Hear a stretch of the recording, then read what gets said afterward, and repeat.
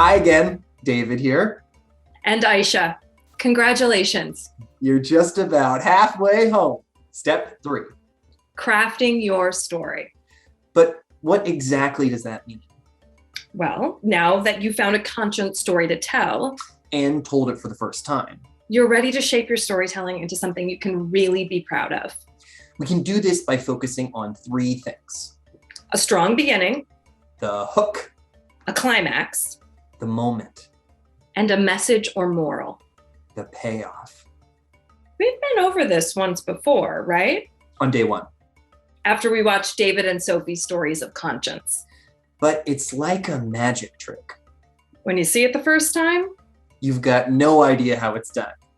so we're going to break it down together. And share some secrets for success. Let's begin by watching Conscience Story number 3 by Beverly. Have you ever had an experience where you were challenged to act based on your values or struggled to do what you knew was right? I'm Beverly, and this is my conscience story for SpiritCorps. At the beginning of every school year, I talk with my students about the idea of conscience. It's that feeling inside, that voice from within guiding you about the choices that you make. Is what you are about to do right or wrong? I share how important it is to act in accordance with one's values and treat others the way you want to be treated. A few years ago, my ability to follow my conscience was tested. It was a challenge and an opportunity to stand by the lessons I teach my students. It was a Monday afternoon after school, and I had a lot of errands to run. The grocery store, the dry cleaners, and the library. But first, the post office. When I returned to my car after being inside, I noticed a Ziploc bag with a white envelope on the ground by my car door. I looked more closely. Inside that envelope was cash, lots of it. Someone had dropped this either on the way into or out of the post office. No other car was parked around and nobody else was nearby. It would have been extremely easy for me to open my car door, get inside, and drive away, instantly hundreds of dollars richer. I thought for a minute. Dodger tickets were calling my name. How cool would it be to buy field box seats for a weekend series right behind home plate? My Netflix and Hulu accounts needed to be renewed. Put a little extra money in my pocket and you'll find me in the local bookstore with a stack of magazines and a few books in my arms. A feeling flashed through me, coupled with a distant memory. Years ago, I was in line at a bakery, a $20 bill in hand, almost tasting the flaky croissants that I was going to purchase. Imagine my surprise and dismay when I discovered my money had slipped out of my hand. I looked down, hoping to find my 20 at my feet on the floor. No such luck. I glanced at the people in line behind me, but all I got were blank stares in return. It felt terrible knowing that someone had taken what belonged to me. I made a promise to myself at that moment that if I ever found money or other property that another person lost, I would make every effort to return the item to its owner. As I looked down at that bag of money in my hands, I remembered that promise I'd made to myself all those years ago. I let myself be guided by the voice within. I knew what I had to do. I headed back inside the post office and explained what happened to a supervisor. She thanked me for being so honest and then asked me my name. "Why do you need my name?" I asked. "Come back in a week. If the money hasn't been claimed, it's yours," she told me. I nodded, but that possibility had not even occurred to me. I had already gotten my reward, the peace I felt, knowing that I had made the right choice. I did go back to the post office after work the following Monday. I was greeted by the supervisor. She thanked me again for doing the right thing, then gave me the bag of money that no one had claimed. It's true that following your conscience is its own reward, but I have to admit, spending all that cash was pretty sweet. My friends and I had a great time at Dodger Stadium, right behind home plate. Thanks for listening. I hope you will share your own conscience story and join the SpiritCorps conversation. Together, we grow.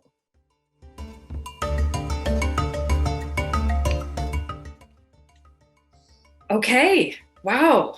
Where to begin? At the beginning, right? With the hook. Well, not exactly. You can't know how to get the viewer interested Until you know what you want them to be interested in. Start your story crafting with the climax, the moment. A specific point in time or event when everything becomes clear. Or changes. In David's story, When the light bulb goes off and I see my big life choice in this little ice cream cone. in Sophie's story, After she finally comes clean with her mom. and realizes what she lost. Her mother's trust. So let's look again at the script for Beverly's story. And working together, find her moment. Here's a hint. It's somewhere on the screen now. Please stop the video while you figure this out.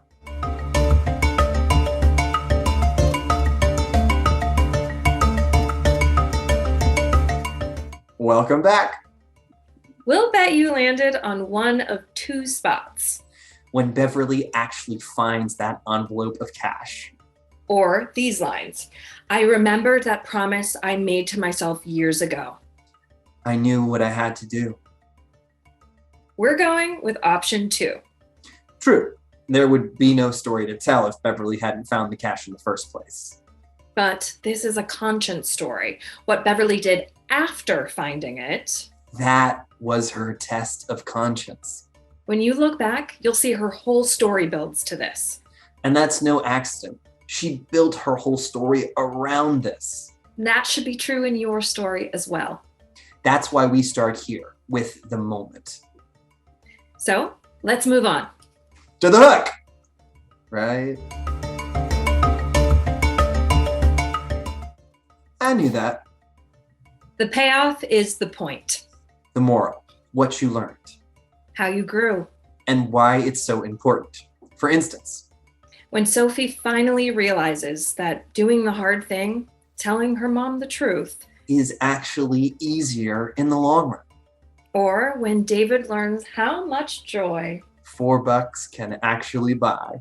when you spend it for the right reasons.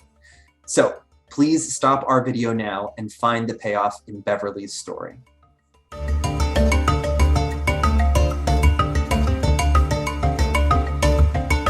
Okay, the way we see it, Beverly's payoff has 2 parts. First, following your conscience is its own reward. The peace she felt, knowing she had made the right choice. That's the message in the story.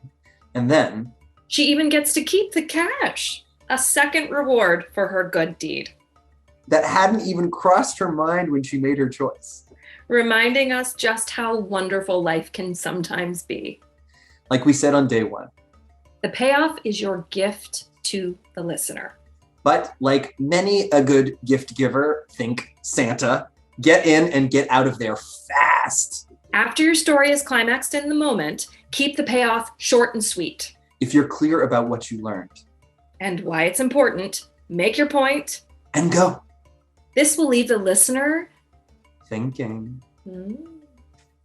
And now it's time for the hook! Tell us why we should be interested. Right up front. Why should we care?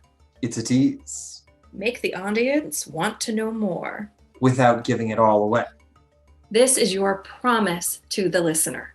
That your story will be worth their time. David, Something as small as buying an ice cream cone doesn't usually change someone's life. But once, long ago, it totally changed mine. Wow. This has both ingredients of a great hook, You can't quite figure it out? but you really want to. Or, Sophie, how could a thrilling sailing trip? Lead to a months-long crisis of conscience. She doesn't give anything away But there's a mystery here. that she promises to solve. Your listener should feel like they don't know where they're going. But they sense somehow that you're going to take them there. So writing the hook is pretty easy. And only possible. Once you know where the story is going, the moment. And the payoff. David knows his story climaxes when he finally decides to buy that boy the ice cream. And I know what I learned. To walk my talk. To answer when my conscience calls.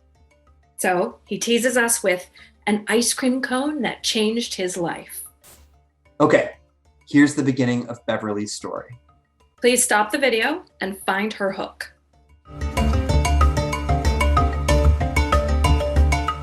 Did you land on her very first sentences? Have you ever struggled to do what you knew was right? Who hasn't? Following our conscience is hard for everyone. Can you feel Beverly's promise that we will find ourselves in her story somehow? Makes me want to see more. Once you start paying attention, you'll begin to see hooks everywhere. At the beginning of every Netflix episode. Or, often, right at the end. That's why you keep watching. Or, shall we say, binging. Nearly every pop song has a hook. Makes you want to keep listening. And promises you're gonna love it. So, here are your next steps. Reread your first draft with your partner and find the moment. If it's not entirely clear yet, talk it through. And figure it out. Don't be afraid to be a little creative here. Maybe you don't remember exactly the way it happened. No problem. Make it up. He didn't say lie. Just use your imagination a bit, if you need to. It's a story, after all. Don't be afraid to make it a good one. Okay, after you've each found your moment, move on to your payoff. Talk it through. What did you learn? And why is that important? Not just to you. To all of us. Then, finally, The hook! Make it interesting. or mysterious. Have fun. Now, with your 3 elements in place, just fill in the gaps. Beverly does that by telling us about the time she lost that 20. And the promise she made to herself. Sophie describes how many times she tried to call the marina. And the little lies she had to keep telling her mom. We can't feel why she's finally got to confess without that. What details does your story need in order to set up the climax? At some point, I have to admit to the viewer how many times I've blown $4. On something useless or selfish. We have to know that. David was always generous, always used his money to help others. This wouldn't have been a moment of choice for me. There'd be nothing to learn. So once you've filled in the details, send this draft to your partner Exchange notes, check out week 2 guidelines. for some tips about what to look for in your partner's second draft. Take those notes to heart when you get them back. Remember, your partner is your first audience. It doesn't mean everything they say is gonna be right. But there will be something right in what they say. Your job is to listen, to take their comments in. And see what lands. What actually feels right for you. Then make those last changes. And send the story to your coach. End of week 2. You'll see us one more time. In a few days, So enjoy. help each other. And don't forget to listen to that little voice in your head. That's telling you to do your best.